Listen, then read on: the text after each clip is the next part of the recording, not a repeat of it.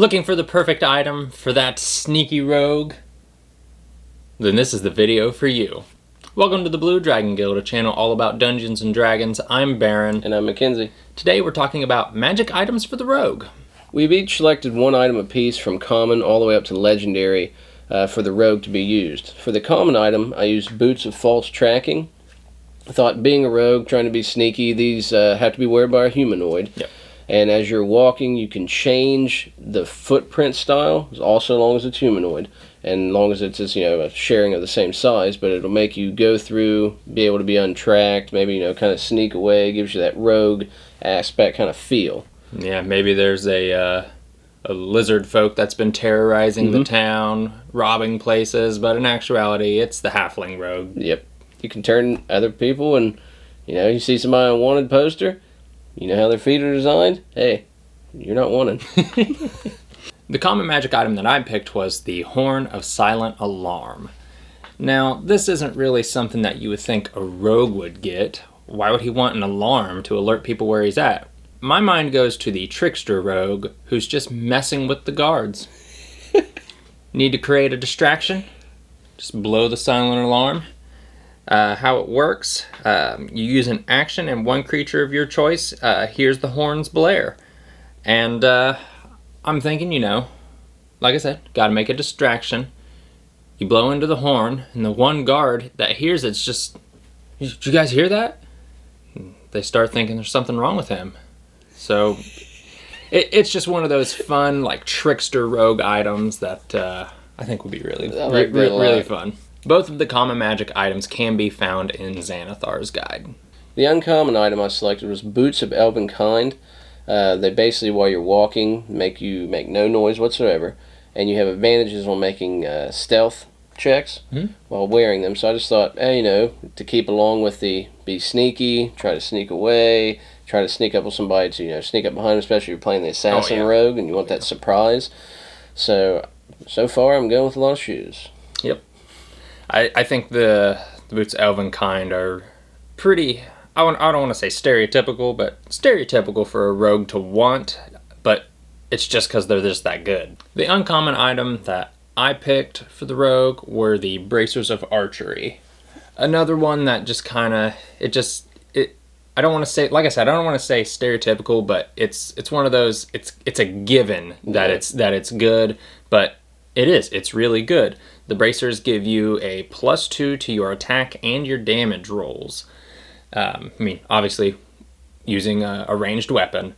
But a lot of rogues go that route, and the bracers will pay off for them in the end. It's another mix of the build that you may do to kind of mix it up. Now, they're gloves, you said, right? They are bracers. Bracers, okay. I was making sure it didn't affect, like, if you're wearing glove ones with it, too. That's still fine. Yep.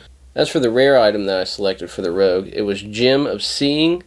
It has to require attunement.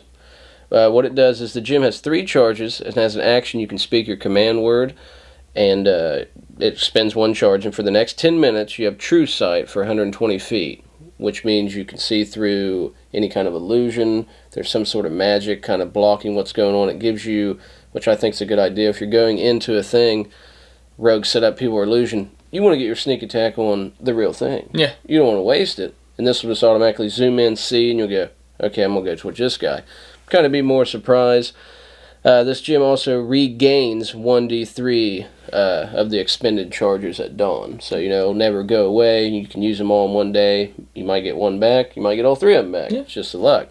For the rare item that I picked, I chose Cape of the Mountebank. Cape of the Mountebank lets you cast Dimension Doors in action. Whenever you cast the spell, it leaves behind a trail of smoke. Yep. This is a really good item in case your rogue is pinned down. He can just nope right out of there. As for the very rare item I selected, it's the Cloak of Arachnidia. It requires attunement as well. Basically, it's made of silk, gives you kind of thinking, spider. You have resistance to poison damage. You have a climb speed equal to your walking speed. You can move up, down, vertical surfaces, upside down, long ceilings, doesn't matter. Keeps your hands free, too. You can't be caught in webs of any sort. Through webs, even if it was considered difficult terrain, you just move through them. You can use the action Web Spell, with a DC 13 save. The web created by the spell fills twice of the normal area than if you just cast the spell as of normal, and you can do this recharged every time at dawn. Thought that was pretty neat. It was like I looked at the slippers. I think they're uncommon, I'm not sure, but it just gave you the climb. And you told me, hey, check out the cloak, and it gives you all these other properties, the poison resistance, the climbing, a lot more bang for your buck in one item. Yeah, I mean, just going back to thinking about that rogue. I mean, there's going to be times that you're going to need to scale a wall. You're going to need to do a surprise attack from the ceiling. And this cloak really allows you to do that. And that web spell that it gives you, that's just increased utility that the rogue wouldn't probably have otherwise outside of multi-classing. So it's a really good item to take. The very rare item that I chose was the Dancing Sword. As a bonus action, you throw it up and it dances around on the battlefield. You can use it to attack as long as it's within 30 feet of you. It does cost your bonus action to use, which for the action economy of a rogue probably isn't always the best, but if you're playing a ranged rogue, this will probably benefit you because you can throw it out, you can stay far back while it's up front dishing out some damage. Now, the Dancing Sword can only attack up to 4 times before it returns to your hand, and then you'd have to do it again. So, Mackenzie, what did you pick for your legendary item? A legendary item was the Defender. Interesting. It's a little different. You can put it on any sword. And where I looked, there is no real specification difference, even though it'll say long sword, short sword, rapier. It doesn't categorize those as something different. Yeah. So it's all just a sword. Yeah. I thought, rapier, you can use it with your dex. Yeah. It'll work. Add it to it, requires attunement. Gives a +3 bonus to attack and damages made with this magic item. But on the first time you make an attack with it on your turn, you can transfer all that to your AC, or to some of it. You can do 2-1. I thought, if you're up close in combat, maybe your health isn't as high, you have this, I'm going to switch this to my AC, because I feel I can hit this creature fine without it. Maybe you've thrown up your Dancing Sword and used that bonus action so you can't disengage. Well, you're going to need a little extra AC. That's right. You got to get the protection, and if you need the fighting, it just works. I know there's probably better legendary items. I just thought that one had an interest of it, because if you're not playing a ranged rogue, you're always right up in there. It's definitely an interesting take. It's not at all what I would have picked, and clearly I didn't, but I like it. I think it works. For the legendary item that I chose, I went to Ravnica. I was looking through all the different books because nothing really in the Dungeon Master's Guide was really speaking to me, because I wanted something that was fairly uncommon of the legendary items, and the Rakdos Right Knife caught my eye. The dagger is a +1 bonus to damage and attack rolls, and whenever you slay a creature with this dagger, its soul is stored inside of the dagger, and the only thing that can restore them to life is a wish spell, and I love that idea. It's ridiculous. It also says the dagger can hold a maximum of 5 souls. For each of the souls imprisoned in the dagger, your attacks deal an extra 1d4 necrotic damage on a hit. So if you have the full 5 souls in there, that's 5d4 extra damage on top of the other damage that you're probably doing with your sneak attack. So I'm thinking this is really good. I like it. Also, it has the ability Siphon Vitality. As a bonus action, you can release any number of stored souls from the dagger to regain 1d10 hit points per soul released. Wow. So you have a poor man's second wind to heal yourself up. Healing any time is really good, because you never know what's going on in a fight. And I mean, if you have legendary items, you're probably fighting some pretty rough stuff. Yeah. Also, it has the ability Annihilation.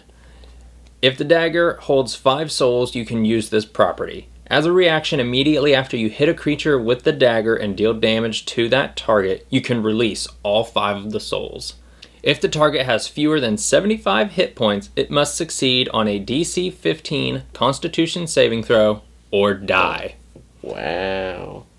Wow. That's very Rakdos. I thought, it would be Dimir. Would have made sense to be a rogue item. But I feel real bad for all the things in the town that are level 1 that you're just going to kill to put in that dagger. Didn't say it had to be a big thing. Yeah. Just said it had to be anything. This is a really, really awesome item. There's not a lot of times that you think, I want to use a dagger, because it deals a D4. Yeah. And the rogue, you're thinking, I want the rapier. That gives me a D8. But I really like the idea is like, oh, who's got a fancy dagger? And then he just, no, you're dead. Bye. 75? Done. Oh. And the added to it of 5d4 is just going to make up for the 1d4 that was the rapier. That was, more. Yeah.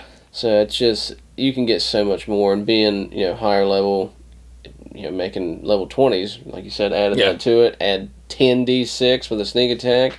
That's a lot. Yeah. Your minimum's going to be pretty well. So these are our picks for magic items for the rogue. Are they the best? Probably not. Are they the worst? Probably not. They're all ones that the two of us just liked and we would like to use as a rogue character. And down in the comments below, be sure to share what your favorite item as a rogue was to use. Maybe it's something we missed. Maybe there's something that just works with other items or other feats that we just didn't even notice. If you want to see how some classes and monsters work at max level, check out our new live stream series, Epic Level Fight Night. And if you'd like to see more D&D content, be sure to subscribe. And if you want to see a video about some feats for Rogue, check out this video right here. And until next time, keep the dice rolling.